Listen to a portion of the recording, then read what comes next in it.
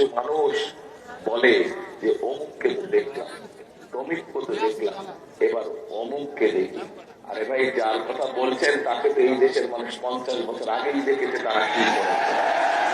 50 বছর আগেই দেখেছে যে তারা দেশের স্বার্থের বিরুদ্ধে দাঁড়িয়েছে। 50 বছর আগেই দেখেছে তারা তাদের নিজের স্বার্থের জন্য এই দেশের লক্ষ লক্ষ মুক্তিযোদ্ধাকে তারা হত্যা করেছে। 50 বছর আগে এই দেশের মানুষ দেখেছে যে তারা নিজের স্বার্থ রক্ষার জন্য কিভাবে হানাদার বাহিনীকে দিয়ে দেশের লক্ষ লক্ষ মা বোনের সম্মান নষ্ট করেছে।